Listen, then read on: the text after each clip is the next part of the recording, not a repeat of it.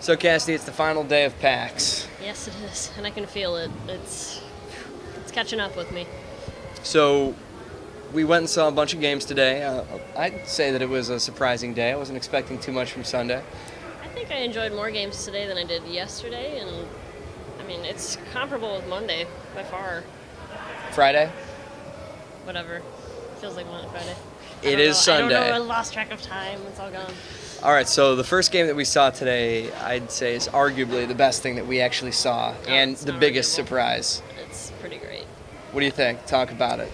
Well, we saw Project Totem from Press Play, which is the newest game from the guys that did Max and the Curse of Brotherhood, and it turned out that it was this, I mean, it was just out of left field. It was great. It was like this Super Meat Boy-esque platformer where you control two characters that move simultaneously, and you have to guide them through this map, and you have to work together and use their different abilities, and it's really, really clever, and it's really fun. Yeah, it's the mind-bending kind of puzzles where the frustration doesn't really ever set in because the checkpoint system is done so well. And the learning curve, it's just perfect. They really lead you on, and they show you the motions. I know that there's gravity, there's the co-op mode is pretty sweet too. You just have to see this game to believe it. Well, that's why I say it reminds me of Super Meat Boy, because you get abilities or you're put up to something, and you kind of have to figure out how to manage to get through it through trial and error. It's a lot of trial and error. You have to try things, and you figure things out eventually, but it pulls your head in so many different directions, and it's really fun. You also say the most lewd things when you're playing with a co-op partner too. Yeah, it's like, a little weird. I gotta get on top of you. Yeah, or jumping around. Yeah, it was. If you were not, yeah. If you didn't know the context of that, it would be a little strange. Especially if you're just listening through audio, which thankfully we're doing video right now. So, yeah. All right. So the next game that we saw was from Robot Entertainment. Yes. Orcs Must Die Unchained. I'm a big Orcs Must Die fan. I love that formula that they came up with. Really cool stuff. It's 2 games of Orcs Must Die going on at once, and it's a free-to-play game. What did you think of it? I've never played Orcs Must Die before, and yeah, what I played, I really enjoyed. I mean, it has a lot of really cool systems, got a lot of cool ideas, a lot of variables and strategies you can use to play the game, and it's something that has maybe inspired me to look into more competitive multiplayer on the PC, maybe. Oh, one of their developers, Ian, was sort of leading us along, and for people, yeah, it really it did, because it's a lot like Orcs Must Die, but at the same time, it's different because it's a 5-on-5 multiplayer. It's so strange. You have to set up traps to prevent people from reaching your nexus, and then on the other side, you have to send people to attack the opponent's nexus, all while simultaneously sending waves to your opponent. There's a big learning curve, and there's a lot of heroes for it too, because hey, it's free to play, so yeah. Yeah, and I can't fault them for going free to play. They have a big fan base, and the guy said he wants to make as many of them as they possibly can, so, why not? Why not, indeed. So after Robot Entertainment, we saw Evolve. How did I forget? We did see Evolve. And we waited forever to see Evolve. Yeah, well, lines. It is what it is. It is. So we had to go to a demonstration just to see what it was, in case you weren't aware. Evolve it's a 4-on-1 multiplayer game from Turtle Rock Studios, the people who brought you Left 4 Dead. I actually had a pretty good time with it. I need to see more of it.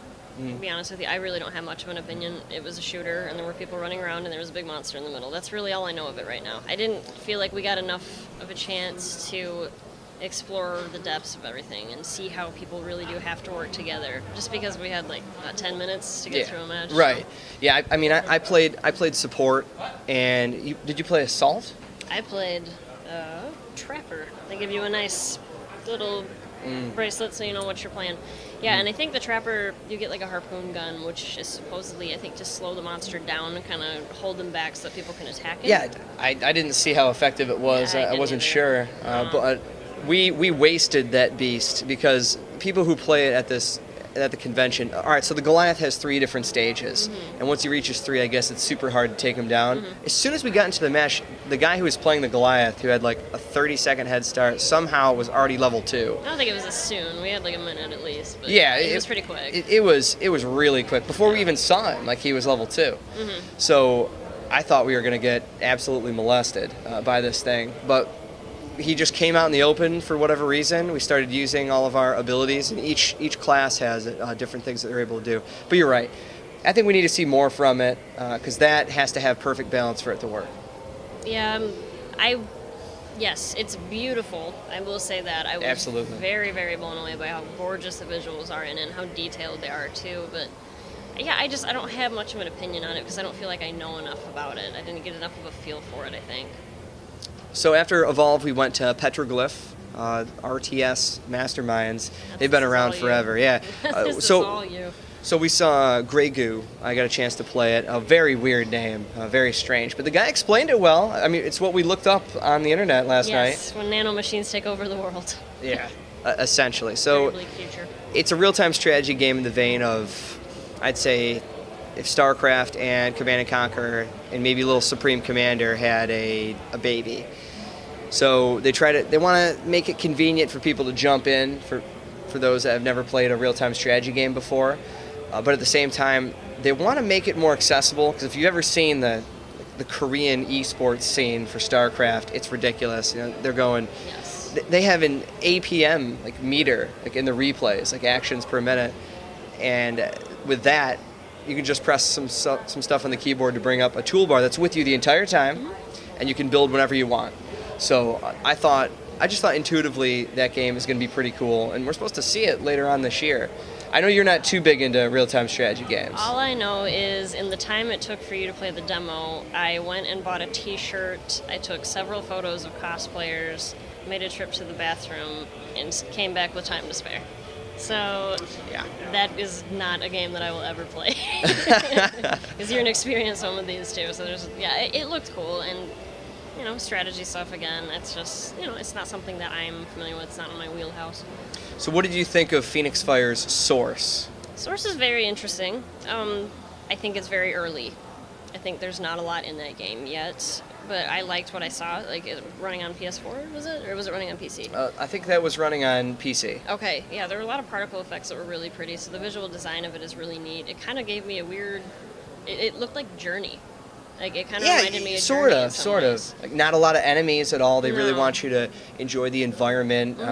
Very beautiful design. I think you had brought up it when things blow up or you throw something, it kind of fades into Geometry Wars pixels. So it's cool. Brian's a really passionate dude from Phoenix Fire.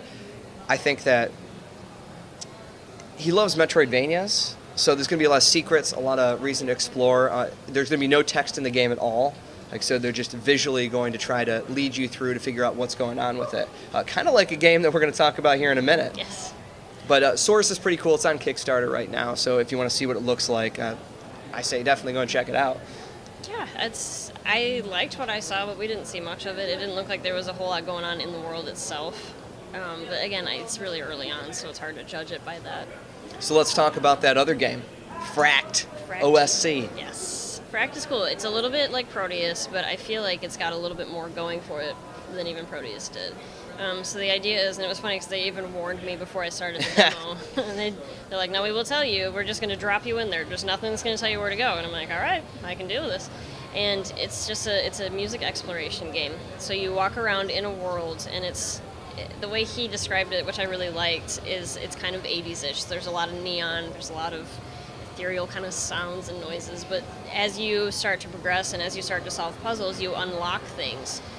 And they're usually musical elements. So you unlock like volume meters, you unlock little dials, and it turns out as you do that, there's actually a whole other branch of the game that's a lot like a loop station. So you go in there and you can actually construct and build your own songs and eventually share them, which I think he's hoping on YouTube is what he mentioned. Mm-hmm. So it's really cool. You're playing this game, you're exploring this awesome world, but at the same time you're also gathering up pieces of a puzzle that you can use to build your own songs and creations. I think he said that he was really big into helping people discover that they were musicians even if they didn't think they were, which is, it's neat. It's a cool option. Yeah, I think that game's got a lot going for it. You just have no idea what to expect because they just drop you in there. They want you to figure out what's going on with the world. And if you're musically inclined, great. And if you're not, Great. Oh, and that guy was dropping some deep cuts for music too. Like, because I asked him about it, and he was throwing stuff out that I've never even heard of. So it's cool. Like, this guy, he loves what he does, and it's really, really awesome. All right. Well, you also ventured to the Ubisoft booth. Yes. And we saw a couple of cool games from there. Let's start off with Watch Dogs. Okay. So it was Watch Dogs. He was driving cars. He was hacking people. Yeah. All right, so let's go to the next game. Well, I think with Watch Dogs at this point, like, we've seen so much of it, it's just time to play it. Like, it really is. There's not much more you can show me that would really do anything else, I think. It's right around the corner. It really is. It's May, like, 24th or 27th, something like that. I got this one from Watch Dogs. I got 2 other free pins. I'm filling it up nicely. Did you scan that? Does it bring you anywhere? I don't know. I don't have that QR scanner thing. I should probably check it out. All right, well, Child of Light I thought was really cool. I know you're not into JRPGs, but if you are, that game is wicked cool. It's coming out for every single platform, well, essentially. I think except for 3DS and Vita, maybe. I'm not sure. But the art style in it's great. It's a platformer, but it's also a JRPG just in itself. And you can play it with another person who is this, which that's what I was. I was this little bit thing that was just flying around, and I could heal you and pick up wishes, they call it, and do some other stuff. So I thought that game was all right. Yeah, it's very whimsical. It's beautiful. Beautiful game. Like, there are so many little teeny animations to it that are amazing. Like, there was one point when, I can't remember her name, it's skipping my head. I haven't slept in forever. The main character, when she got hit, at one point her crown got knocked off, and she has to reach behind and put it on. And then she gets there and she's kind of standing, she's ready for combat. And it's just the little things, like little tiny flourishes, I think, that make that game just stunning. Like, it's really, really beautiful. All right, and then we saw Valiant Hearts. What do you think about that? Valiant Hearts is beautiful. It's another one built in the UbiArt engine, and she told us that it's a team of about 10 people that made it. And you can tell that it's a very passionate project. It's about World War I believe. And it intertwines the stories of a few different characters and how they all, their lives and their stories are all connected. That's another one. Very stunning art style. It looks kind of comic book-y. I would say less comic book-y and more cartoonish, but which probably doesn't make much sense. But what I liked about it was that it's serious and it covers serious subject matter, but it's not to the point where it's dark and depressing. It's lighthearted, but it's got a somber tone to it, I think. A game like that, it's funny because This War of Mine and I'd say Valiant Hearts are probably the most serious games that we saw at the show. Yeah, those are apples and oranges, though. This War of Mine is supposed to make you feel like garbage. Well, right. I mean, Valiant Hearts, though, it's a strange feeling because it looks like it's a comic book. Mm-hmm. That's what it is. Mm-hmm. And characters move whimsically. They even say things that just are comical. Yeah. But at the same time, it's very serious. When people die, that's it. The characters sort of respond in a different way. I think it's interesting, and even more so, I think it's interesting that Ubisoft is taking a couple of these indie studios and really just helping them, release these games. I like that they're doing it. Give them a little bit of chance. Well, it's nice because it varies up what they're releasing. So they're giving you Watch Dogs, but then they're also giving you Child of Light. So it's just a whole spectrum of things. All right, and I think that's going to wrap it up for day 3. I mean, that's it. We are finished with PAX. Survived. Yeah, we're gonna. Home. We're going home. Going home.